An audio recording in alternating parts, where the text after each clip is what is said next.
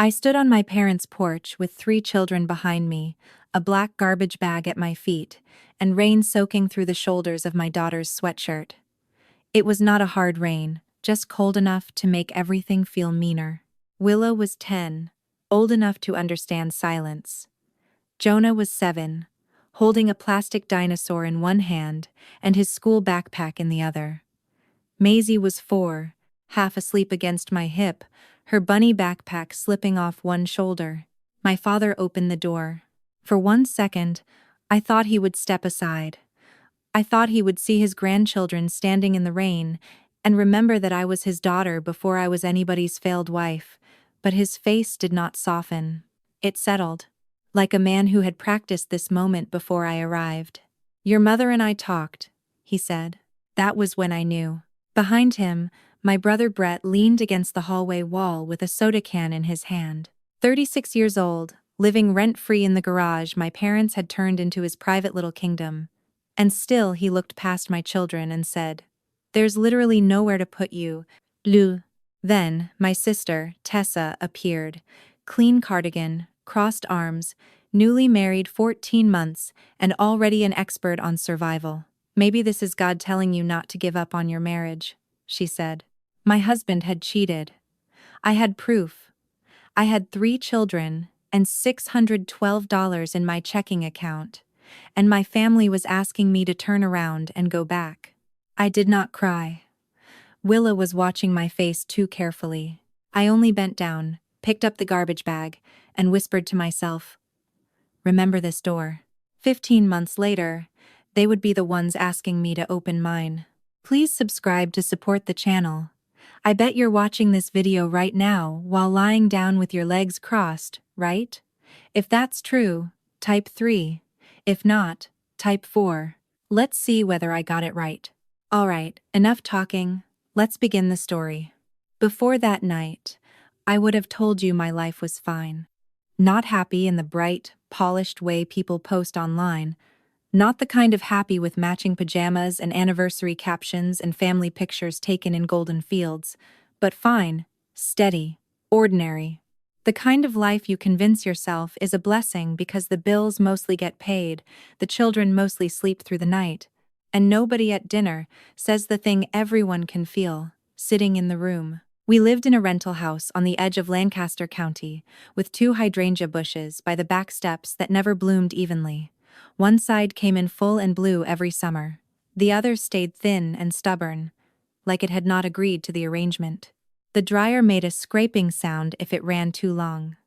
The kitchen drawer beside the stove stuck unless you lifted it first. My Honda Odyssey had a dent along the sliding door from a grocery cart I never reported to insurance because I could not bear one more phone call. It was not beautiful, but it was ours, or I thought it was. I worked at Keystone Home Support, coordinating in-home care for elderly patients. I was part-time on paper, which mostly meant I did full-time thinking for part-time pay. My mother called it office help, the way people rename your labor when they do not want to respect it. But I was good at it. I knew which patients needed morning calls because they got confused after lunch. I knew which daughters lived 3 states away and cried after every billing mistake. I knew which sons wanted the cheapest care possible while still calling themselves devoted. I knew how to read Medicare letters that made grown people put their heads in their hands. At home, I did the same kind of work, only nobody paid me for it, and nobody called it skill until I stopped doing it for free. Willa needed reminders, not pressure. Jonah needed warnings before transitions, or he would melt down over socks. Maisie needed her bunny backpack packed every night, or the morning became a hostage situation. I knew the pediatrician's nurse by voice. I knew which grocery store marked down chicken after 6. I knew how to stretch a Thursday meal into Friday lunch and make it feel like I had planned it that way. Mitchell knew how to charm a room. That was his gift. He sold high-end kitchen equipment to people who liked hearing themselves called practical while spending $12,000 on a stove. He wore pressed shirts, remembered clients' golf handicaps, and sent thank you emails with just enough warmth to seem sincere. People loved him. My parents loved him. My mother especially loved saying he was a provider. And he was. In the way men get credit for providing when someone else is quietly making sure the children have clean socks, signed permission slips, lunch money, allergy medicine, and a mother who still smiles at school pickup. Mitchell never gave people a clean reason to dislike him. That was part of the trap. He did not break things, he did not shout in restaurants. He simply left spaces behind him and expected me to fill them quietly. He missed Jonah's winter concert and called it unavoidable, then posted a steak dinner with clients that same night. He forgot Maisie's preschool form, then told me I should have reminded him twice. He promised Willa he would help with her science board, then came home after she was already asleep and said work had been impossible. Somehow, his absence always became something I had failed to manage. For years, I patched the gaps and called it marriage. I told myself tired was normal. Lonely was normal. Being grateful and disappointed at the same time was normal. Looking back, that house had been warning me long before the message did. Then one Wednesday evening, standing at our kitchen sink with soap on my hands, I saw the text that proved normal had only been another word for denial. The message came from a number I did not recognize. "I still smell like your cologne." That was all it said at first. One sentence. 8 words. Small enough to disappear if I blinked, but I did not blink. I stood there, with one hand, still inside Jonah's lunch container, the dish towel hanging from my wrist, like I had forgotten what hands were for. Behind me, Maisie was singing the wrong words to a cartoon song. Willa and Jonah were arguing over a pencil. Neither of them wanted, until the other one touched it. The house kept moving. That was the cruelest part.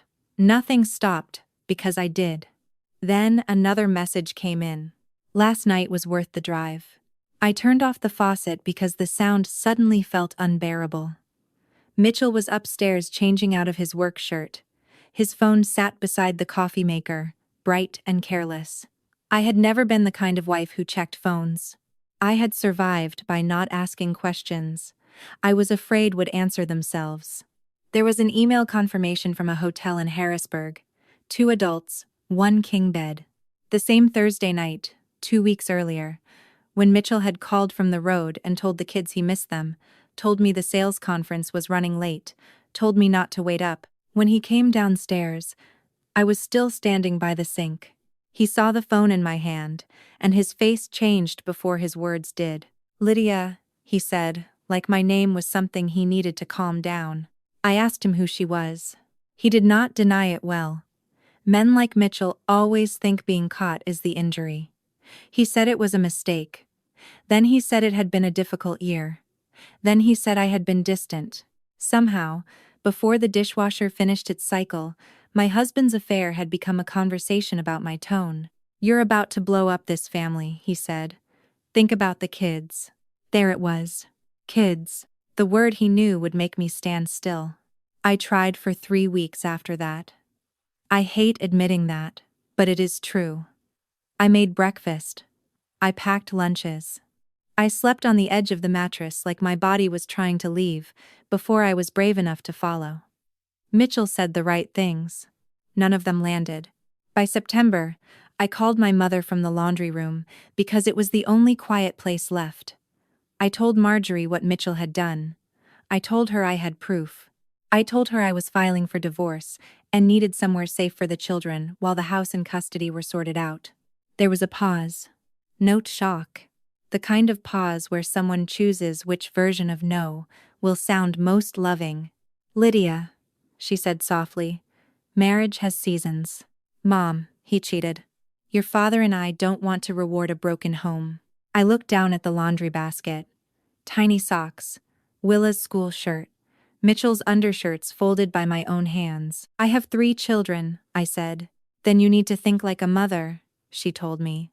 "Not like a hurt wife." I stayed on the phone after my mother said that, even though some part of me had already stepped away from her. Some sentences do not sound loud when they happen. They simply enter your life and rearrange what you thought was true. My mother telling me to think like a mother, not like a hurt wife, was one of those sentences. Because I was thinking like a mother. That was the whole reason I had called. I was not asking her to fix my marriage. I was not asking for money, revenge, or permission to be angry. I was asking for a few safe nights for 3 children while the adults figured out how much damage had been done. A mattress. A door that locked. A place where Mitchell could not stand in the hallway and explain my own life back to me. My parents had space. That was what made the lie so clean and so ugly. Their house sat on a quiet street outside Lidditz, a 2-story colonial with pale shutters, and a porch my father repainted every other spring. 4 bedrooms upstairs. My parents used one. Brett had moved into the converted garage years ago, leaving his old room full of baseball cards and dust. Tessa's old room had become a sewing room my mother had not used since before the pandemic. There was also a finished basement with a pull-out couch, a bathroom with a shower, and a television nobody watched unless football was on. I knew every inch of that house. I had slept in that basement on Thanksgivings when the kids were too tired to drive home. I had changed Maisie's diaper on the old plaid couch. I had held Willa through a fever there one Christmas Eve, while my mother made cinnamon rolls upstairs and told me I worried too much. Jonah had once lost a toy fire truck under that pull-out couch, and my father got a flashlight, got down on his knees, and found it. So when my mother said there was no room, she was not talking about square footage. She was talking about inconvenience, about church friends asking questions, about Mitchell's parents hearing that I had left, about what divorce would look like from the outside, and how people might wonder what kind of daughter she had raised, or what kind of mother would take her in. The house had beds. It did not have courage. For 2 days, I tried to be reasonable. I called a shelter in Lancaster, but they were full. I checked extended stay hotels and felt my stomach drop at the weekly rates. I asked one coworker too carefully if she knew anyone renting a room, then pretended I was asking for someone else when her face changed. Mitchell walked around the house like a patient man enduring a difficult woman. He slept in the guest room and texted me links to articles about children of divorce, as if I were choosing damage and he were choosing peace. By Sunday evening, I stopped waiting for courage to appear on the other end of the phone. I packed what the children needed for one night, because one night was all I could let myself imagine, and drove toward the house where I had once believed I could always go. I told myself that if they saw the kids, really saw them, they would remember there was room. They saw them. That is the part I still come back to. Not because I expected my parents to fix my life, but because I believed there were certain sights a person could not look at and stay the same. A 10-year-old standing too straight because she understood more than anyone had explained. A 7-year-old holding his breath because children know when adults are deciding something important. A 4-year-old leaning into her mother's coat under a porch light. The porch light came on before the door moved. My father stood there in his house slippers, his face already tired. Russell Harlan had always been soft-spoken, the kind of father who fixed loose handles without being asked. But that night he looked smaller. Not weak exactly. Chosen. Like he had chosen a side, and was already ashamed of it. "Lydia," he said. "Just my name. No. Come in. No. What happened?" No hand reaching for Maisie. I looked past him into the hallway. Warm light. Pot roast. The grandfather clock ticking like nothing outside mattered. My mother stood near the stairs with one hand at her throat. She had not come to the door, but she had come close enough to make sure my father said the right thing. They must have just finished Sunday dinner. Plates were still on the table somewhere. There had been room for roast, room for Brett's soda cans, room for my mother's silence. "Dad?" I said, keeping my voice low. "Please, just tonight." He glanced back once. That was all. One look toward my mother, and I knew my answer had already been given by someone else. "Your mother and I think you should go home and cool off." Home. I almost laughed, but Willa was beside me, so I swallowed it. Before I could answer, Brett appeared behind him, barefoot, holding a soda. His hair still damp from a shower he had taken in the garage apartment. My parents somehow counted as unavailable space. "Lyd," he said like I was embarrassing everyone. "Come on, where would everybody even sleep?" Jonah looked up at me then. Not at Brett, not at my father, Me. Like I was still the person who could explain the shape of the world. Then Tessa stepped into the hallway, wearing her wedding photographer face. Soft, prepared, completely useless. "You're emotional right now," she said. "Mitchell made a mistake, but you don't uproot kids over one mistake." One mistake. The phrase landed so neatly, so politely, that for a second I could not feel my hands. Maisie pressed her face into my coat. Willa reached for my fingers, and her hand was cold. I nodded once. "Okay," I said. My father closed the door gently. That was the worst part. Not a slam. Not anger. Just a careful, decent click. Jonah whispered. "Mom, did Grandma not have enough beds?" I picked up the bag at my feet. "We're going to find our own," I said. I said it like I knew where those beds were. I did not. I drove for 12 minutes. Before I realized I had no plan beyond leaving the driveway without letting my children see me break. The wipers dragged rain across the windshield in uneven lines. Maisie fell asleep before we reached the first traffic light. Jonah held his dinosaur in both hands and kept looking out the window like maybe the answer was printed on a street sign. Willa stayed quiet in the front passenger seat, which was worse than crying. Crying would have told me she was still 10. There was a motel off Route 30 beside a diner with a flickering open sign and a gas station bright enough to make the pavement look wet even where it wasn't. The man at the front desk did not ask questions. I was grateful for that. He only asked for a card and an ID, then told me the room was $96 a night. I had $612 in my checking account. I paid for 2 nights because 1 night felt too close to panic, and 3 felt like a lie. The room was on the 2nd floor, facing the parking lot. 2 queen beds, brown carpet, a lamp with a shade tilted slightly to the left. Curtains thick enough to keep out the neon, but not the sound of trucks passing on the road. Maisie woke up when I carried her in and whispered, "Are we on a trip?" "Yes," I said, because sometimes mothers lie in small ways to keep larger truths from eating their children whole. "Just for tonight." Jonah immediately checked the television. Willa set the bag on the luggage rack and began taking out pajamas like she had been assigned a job no one had spoken aloud. That nearly undid me. Not the motel. Not the money. My daughter making order out of chaos because she had learned from watching me. After they were asleep, I sat on the bathroom floor with the door cracked open and opened my banking app. 612 had become 384 after the room, gas, and a bag of groceries from the station that cost too much and fed us too little. I stared at the number until it stopped looking like money and started looking like time. 2 nights. Maybe 3 if I stretched it. Less if someone got sick.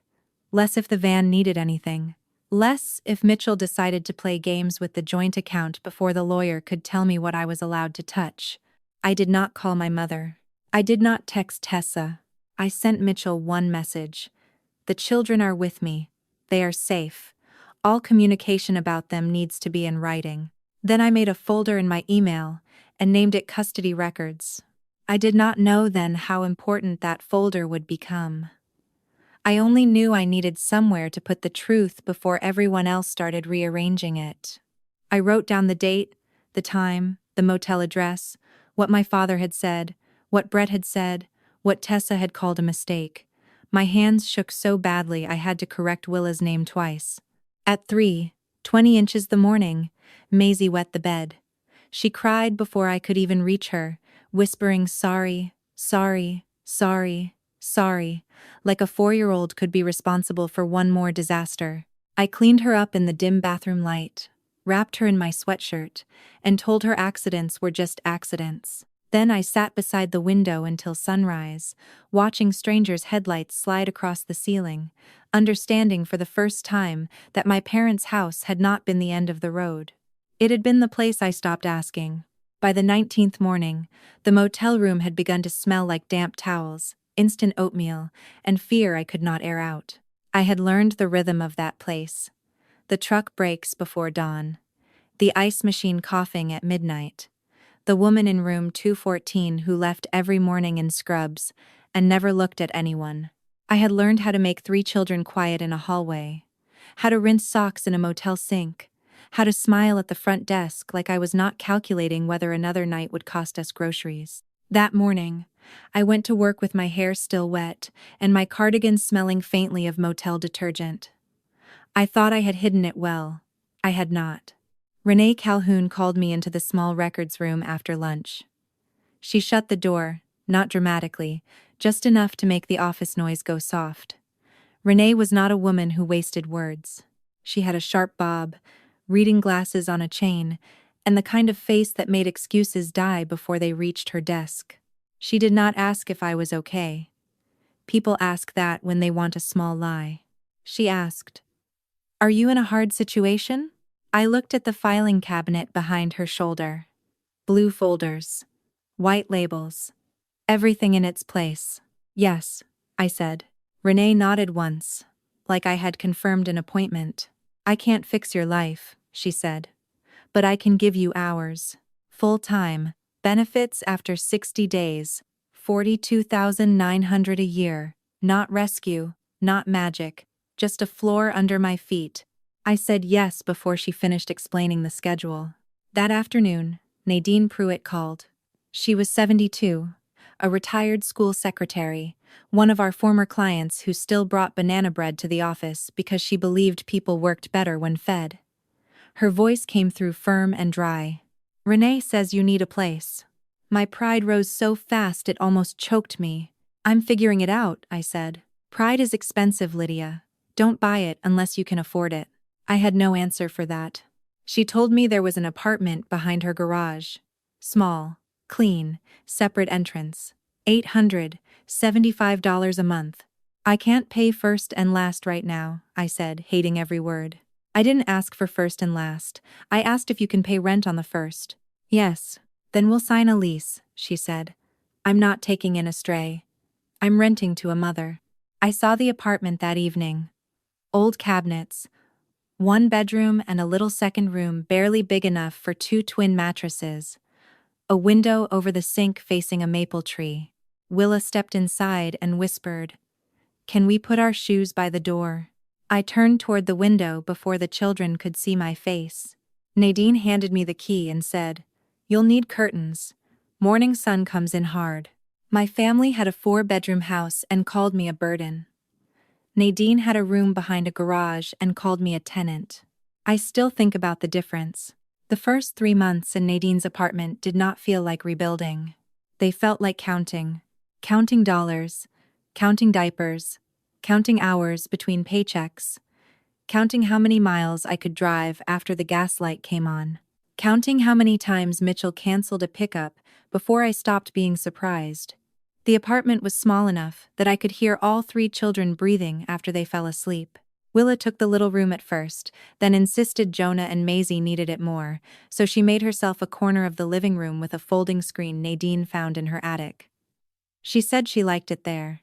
I knew she was lying, but I let her keep the dignity of the lie. Every morning started at 5:40. Coffee first, lunches next. Willa liked apples sliced thin. Jonah would not eat anything if the sandwich touched the banana. Maisie wanted the same purple cup every day and treated it like a legal requirement. By 7:15, I had everyone in the van.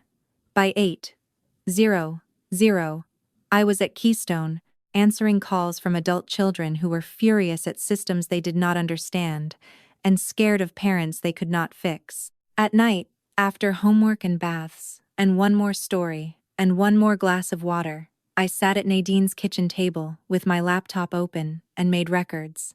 Not memories. Records. Mitchell missed Friday pickup. Screenshot. Mitchell asked to switch weekends with 6 hours notice. Screenshot. Mitchell did not know Maisie's antibiotic dosage. Note. Mitchell sent child support late. Bank record. Graham Pike, my attorney, had said it plainly during our first meeting. Judges don't rule on who sounds hurt. They rule on who has records, so I became a woman made of records. School emails, daycare receipts, pediatrician summaries, gas station charges, grocery totals, Every small proof that the children had been held together by hands Mitchell only noticed when they stopped serving him. My mother texted once in October. "I hope you understand what this is doing to the kids." I read it while sitting in urgent care with Maisie asleep against my shoulder, her ear infection finally quieted by exhaustion. I looked at that message for a long time. Then I added it to the folder and did not answer. The strange thing was, the skill that kept me alive was the same skill everyone had ignored. Sorting chaos, reading fine print, calling offices until someone told the truth, making a plan when nobody else wanted the responsibility. It started with Nadine's Medicare letters. She had a pile of envelopes on her table, all stamped urgent in different ways. Explanation of benefits, prescription plan updates, physical therapy notices, bills that looked official and wrong at the same time. "I hate these things," she said, pushing them toward me. I sorted them after dinner while the kids colored beside us. 3 phone calls, 47 minutes on hold, 1 corrected billing code, $438 removed from her balance. Nadine looked at me like I had pulled a rabbit from a hat. "You know," she said, "people would pay for this." I laughed because I was tired. Then I stopped laughing, because for the first time in months, I saw something in front of me that was not just survival, it was a door. That door did not open all at once. For a while, it was still just me at Nadine's table after the kids were asleep, sorting someone else's paperwork while my own life sat in labeled folders beside me. Custody records, medical, school, support, Mitchell Communications. The names were plain because I did not have the energy to make anything poetic. I only needed things to be findable. By June, Graham Pike had 3 thick folders in his office and a yellow legal pad covered in his square handwriting. He flipped through the pages without drama, pausing at dates, confirmations, missed pickups, teacher emails, pharmacy receipts. "This is good," he said. I almost laughed. Nothing about it felt good. It felt humiliating to prove I had been the one doing what a mother does. It felt strange to turn fevers, lunches, therapy appointments, and bedtime routines into evidence. But Graham looked at the papers the way a builder looks at lumber. Useful, solid, able to hold weight. The custody hearing was in a small family courtroom that smelled like old carpet and burnt coffee. Mitchell wore a navy suit and the expression he used with clients when pretending a delay was no one's fault. He looked rested. I noticed that first, and hated myself for noticing. His attorney said Mitchell wanted meaningful involvement, equal time, a stable relationship with his children. Graham did not raise his voice. He simply opened the first folder.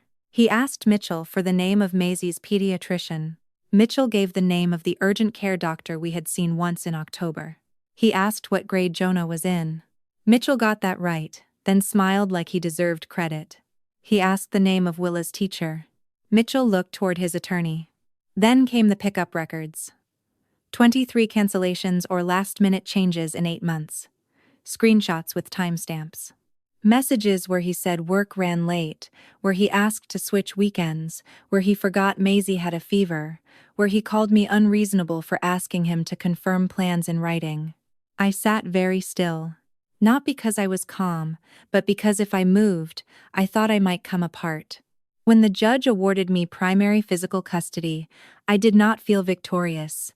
I felt tired in a way that went all the way into my bones.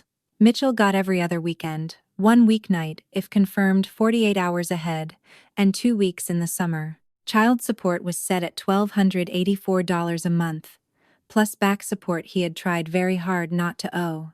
In the hallway afterward, Mitchell leaned close and said, "You made me look like I don't care about my kids." For the first time in months, I did not explain myself.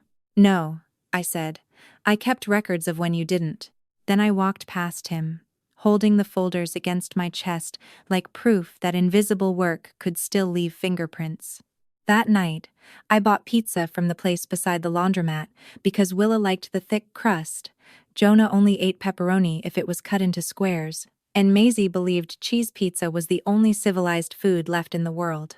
We ate on the floor of Nadine's apartment, because the little table wobbled if anyone breathed too hard near it. No one cheered. No one said we had won. Willa picked at the edge of her slice and asked, "Does this mean we get to stay?" I looked at her across the cardboard box, at the careful way she held her face, already bracing for an adult answer with a hole in it. "Yes," I said. "We get to stay." That was when Jonah smiled. Not big, not dramatic, just enough for me to see the boy he had been before everyone started using words like custody and arrangement around him. Maisie fell asleep 20 minutes later with sauce on her chin and one sock missing. I thought stability would feel bigger when it came. It did not. It felt like a child sleeping through the night. The paperwork business started quietly after that. Nadine told her friend Mrs. Albright from church, who had been billed $438 for lab work her insurance should have covered. I called the billing department on my lunch break, sat through 2 transfers, wrote down every confirmation number, and got the charge removed. Mrs. Albright cried when I told her. Not because of the money, though the money mattered. She cried because someone had finally explained the letter without making her feel stupid. Then Earl Dunmore from 2 houses down asked if I could look at his physical therapy notices after hip surgery. Earl had driven a school bus for 31 years and still waved with 2 fingers like he was checking mirrors. He brought the papers over in a grocery bag and apologized for the mess 6 times. There was no mess, just fear with staples in it. By August, I had a separate notebook. By September, a prepaid phone. By October, business cards from Staples that cost $38.72. I named it ClearPath Senior Papers, because everything else sounded either too fancy or too sad. The first month brought in $310. The next, a little over $700. By winter, I was averaging enough to stop holding my breath at the grocery store. At Keystone, Renee recommended me for operations coordinator. The offer letter said $57,600 a year, with benefits. I read it in the parking lot, sitting behind the wheel of the Odyssey, and had to put the paper down. It was not a fortune, but it was mine. By November, I found a small 3-bedroom townhouse in the same school district. The stairs creaked. The backyard was barely a yard. The dishwasher was used, loud and beautiful. The first night it ran, I stood in the kitchen and listened to it like music. Every key on my ring opened a door I had not begged for. By December, people in town knew ClearPath before my own family knew what I had built. It happened quietly, the way most real changes do. A paragraph in the church bulletin first, then a small post on the community Facebook page. Someone had taken a picture of me standing between Nadine and Earl after a Medicare workshop at the library, holding a stack of blue folders against my chest and smiling like I did not know what to do with public praise. The caption said, "Local Care Coordinator helps seniors navigate Medicare season." My mother saw it. She did not call to say she was proud. She did not ask how the children liked the townhouse, or whether Willa was sleeping better, or if Jonah still carried that dinosaur in his hoodie pocket. She sent the link to the old family group chat that had been silent for over a year. Then, privately, she wrote, "We should talk." I stared at those 3 words, while standing at my kitchen counter, cutting apples for lunchboxes. Willa was reading at the table. Jonah was trying to tape 2 markers together to make 1 super marker. Maisie was singing to a stuffed rabbit in a voice that could have cracked glass. My life was loud, small, mine. I did not answer right away. 3 days later, my father called. Russell sounded older than he had on the porch. "Not sorry, just tired." "Your mother's having knee surgery in January," he said. "The insurance papers are confusing. They keep sending letters about authorization and therapy visits. Brett doesn't understand it, and Tessa's busy with work." He paused, as if waiting for me to step into the space he had opened. "Your mother could really use you." There it was. Not, "I'm sorry." Not, "We should have let you in." Not, "How did you survive after we closed the door?" Just need, dressed up as family. Tessa texted that same week. Her message was long, careful, and softer than I remembered her. She said marriage was harder than she had thought. She said she understood things differently now. She said she hated that we had become distant. Brett sent one sentence. Can you not make Mom's surgery about the past? The past. That was what they called it. Once the consequences reached them.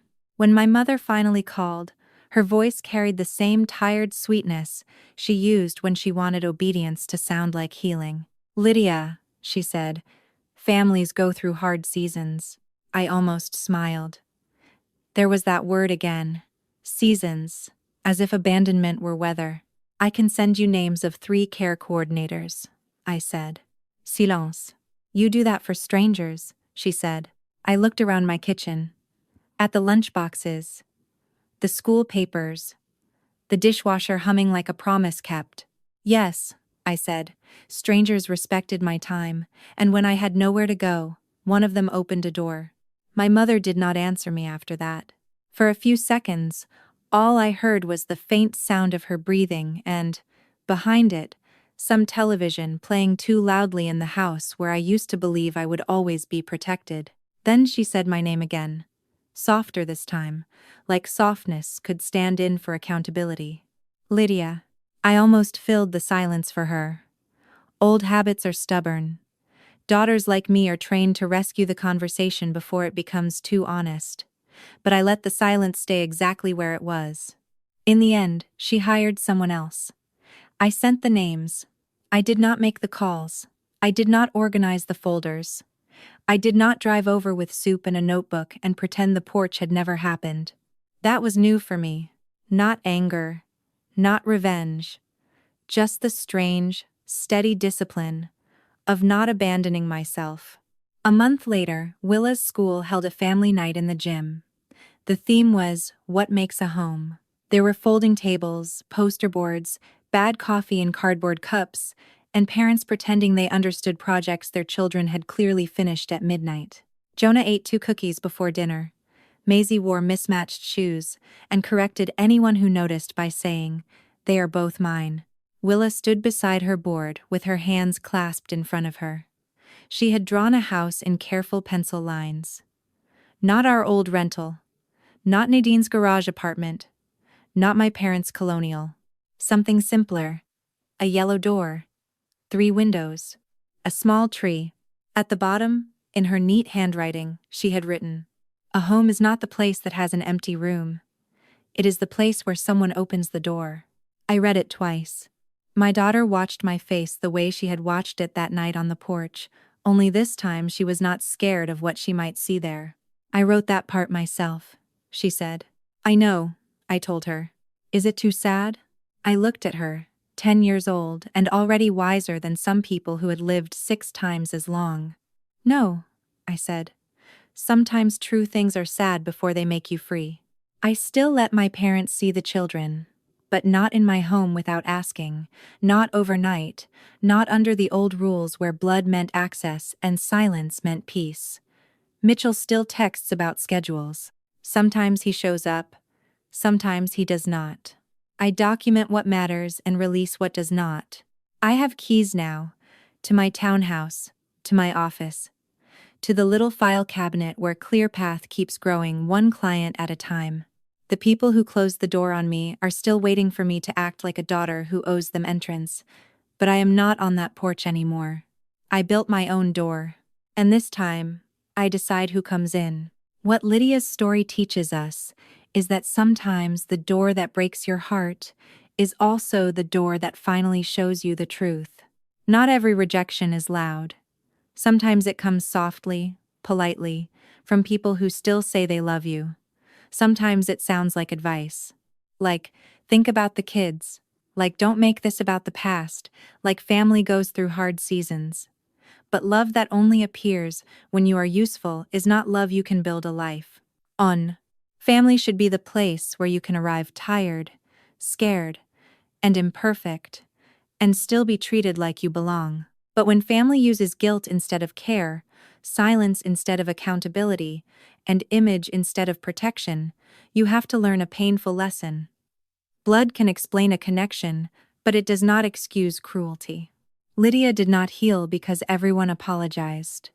She healed because she stopped waiting for people to become safe after they had already shown her they were not. She built slowly. One motel night. One lease. One paycheck. One folder of records. One child sleeping peacefully. One key at a time. That is resilience. Not pretending it did not hurt. Not becoming cold. Not getting revenge, just to prove a point. Resilience is waking up with fear in your chest and still making breakfast. It is crying where your children cannot see you, then washing your face and doing the next necessary thing. It is learning that peace is not handed to you by the people who hurt you. Sometimes, you have to build it yourself. And maybe the deepest lesson is this.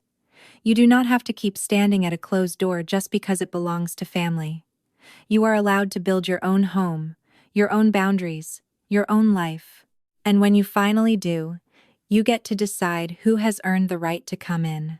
Have you ever had someone close a door on you when you needed them most? What did you do with that pain?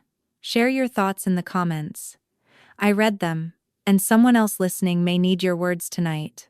If this story touched you, please like this video, subscribe to the channel, and stay with us for more stories about family, betrayal, healing, and finding strength when life leaves you no easy way forward.